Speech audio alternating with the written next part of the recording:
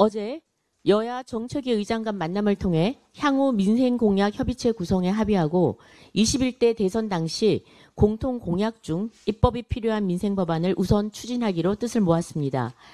민생 앞에 여야가 따로 없다는 원칙 아래 실질적 논의가 시작된 것은 매우 의미 있다고 생각합니다. 특히 AI 반도체 산업 지원, 소상공인 지원 등 양당이 유사하게 제시했던 쌍둥이 공약에 대해서는 여야가 정파를 떠나 속도감 있게 입법화해야 할 것입니다. 다만 선심성 공약은 철저히 배제하고 재원 대책도 함께 마련해서 재정 건전성을 유지하는 데 최선을 다하겠습니다. 하지만 이렇게 협치의 물꼬를 튼 날 국회 과방위에서는 민주당의 입법 폭주가 또다시 반복됐습니다. 더불어민주당의 방송 3법 단독 처리는 협치의 흐름을 거스르는 행태입니다. 깊은 유감을 표합니다. 3살 버릇 80까지 간다 했는데 이제 민주당의 입법 폭주는 내로남불에 이은 또 하나의 몹쓸 버릇이 된 듯합니다. 방송 3법은 공영방송 이사수 확대와 친여 성향 단체의 추천권 강화가 포함된 것으로 언론의 중립성과 다양성을 훼손하는 우려가 높은 법안입니다.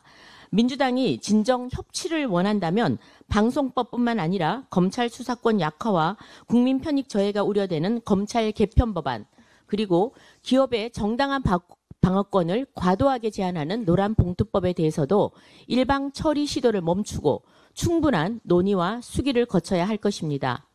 공통 공약은 속도감 있게, 쟁점 법안은 신중하게 다루는 것이 진정한 협치의 출발점이라고 봅니다. 민주당은 국민과 미래를 위한 협치에 진정성을 가지고 성실히 임해주시기 바랍니다. 현재 진행 중인 인사청문회에 관련해서 한 말씀 드리겠습니다.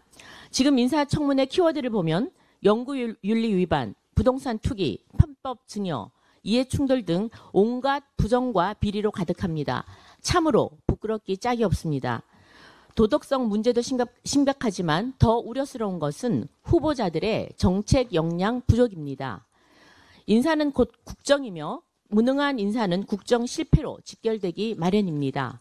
구체적으로 살펴보면 권오을 보훈부 후보자는 커피 한 잔도 일이라는 해교한 발언으로 공직인식 부재를 드러냈고 보훈 행정에 대한 이해도도 부족합니다. 이진수 교육부 후보자는 고등교육 외의 정책 분야에 대한 식견과 준비가 부족하며 교육부 수장으로서 종합적 정책 역량이 결여되어 있다는 평가를 받고 있습니다. 정동영 통일부 후보자는 과거 실패한 대북 정책의 책임자로서 현실 정책 대안이 부재하고 통일부 명칭 변경 언급 등 헌법 정신과도 괴리된 인식을 보이고 있습니다. 조현 외교부 후보자는 전문성보다는 부동산 논란이 앞서고 있으며 급변하는 외교 안보 환경을 감당할 전략적 시야와 실무 역량이 의문입니다. 김영훈 고용노동부 후보자는 정책 전문성보다는 정치 투쟁의 이미지가 강합니다. 고용 유연성과 사회적 합의를 이끌 자질이 부족하다는 지적을 받고 있습니다. 이처럼 다수 후보자들이 정책 역량 면에서도 국민 눈높이에 미치지 못하고 있음에도 이재명 정부와 더불어민주당은 후보자 능력에 대한 충분한 설명 없이 인사 강행에만 몰두하고 있습니다. 경고합니다. 정책과 국정을 책임질 역량 없는 후보자는 스스로 물러나 주십시오. 깜이 되지 않는 무능 인사가 국정을 파탄으로 내몰지 않도록 국민 눈높이에서 정책 역량과 비전을 철저히 검증하겠습니다. 인사청문회는 단순 통과 의례가 아닙니다. 국정을 맡을 자격을 국민 앞에서 검증하고 평가받는 자리입니다. 국민의힘은 정책 중심 검증의 원칙을 지켜서 부정과 비리 인사는 물론 무능 인사의 국정 운영 참여를 원천 봉쇄할 것입니다.